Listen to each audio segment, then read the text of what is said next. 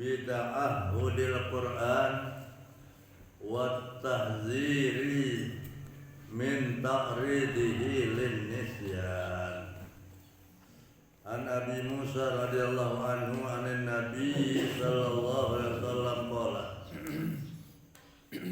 ta'ahadu hadzal Qur'an fawalladzi nafsu Muhammadin biyadihi lahuwa asyaddu tafallutan minal ibili fi uquliha. Muttafaqun alaih. Babul amri, ini suatu bab pada berdasarkan perintah, ya, perintah.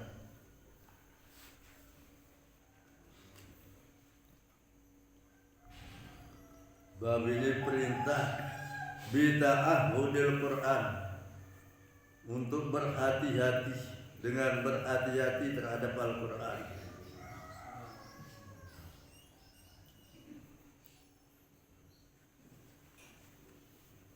Bita'ahudil Qur'an, dengan berhati-hati terhadap Al-Qur'an.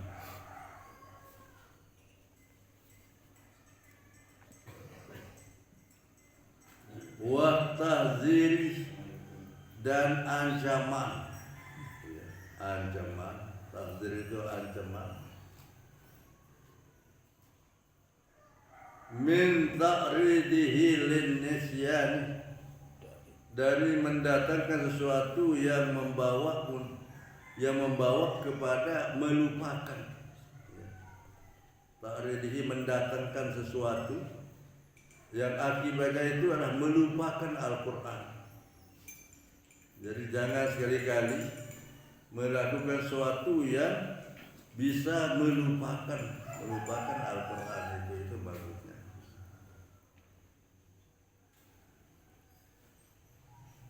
Hadis yang pertama, An Abi Musa radhiyallahu anhu, daripada Abi Musa radhiyallahu anhu, anin Nabi sallallahu alaihi wasallam qala, daripada Nabi sallallahu alaihi wasallam bagi bersabda,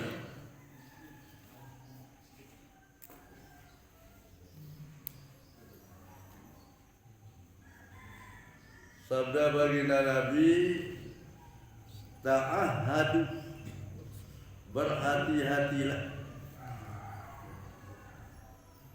ta'ahadu hadzal Qur'an, berhati-hatilah terhadap Al-Qur'an ini. Berhati-hati ini Al-Qur'an, atau terhadap Al-Qur'an ini. Fawalladzi nafsu Muhammadin biyadihi, maka demi yang jiwa Muhammad di tangannya, di kekuasaannya, artinya demi Allah maksudnya.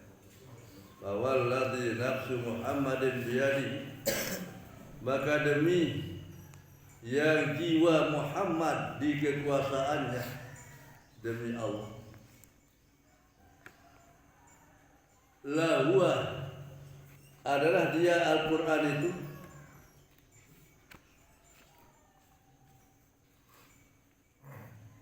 lahuwa adalah dia Al-Qur'an itu, asyaddu tafallutan, itu lebih cepat terlepasnya. Asyaddu, memang artinya asyaddu itu lebih keras, tapi maksudnya lebih cepat. Tafallutan, terlepasnya.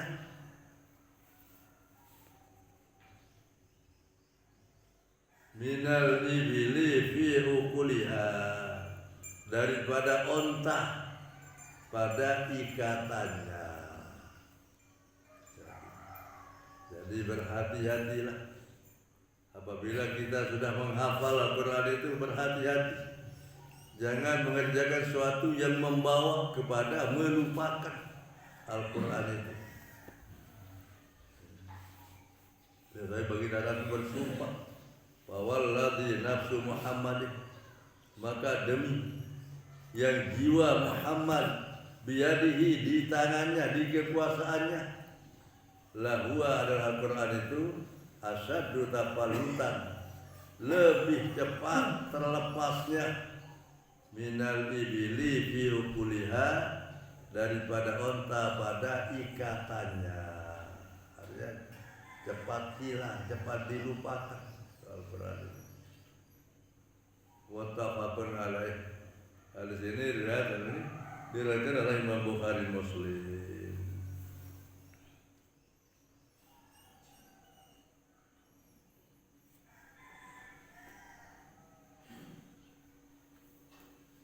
Hadis yang kedua, wa Ali bin Umar radhiyallahu anhuma, dari Ibnu Umar radhiyallahu anhuma, anna Rasulullah sallallahu alaihi wasallam qala, bahwasanya baginda Rasul sallallahu alaihi wasallam bersabda, kata Ibnu Umar,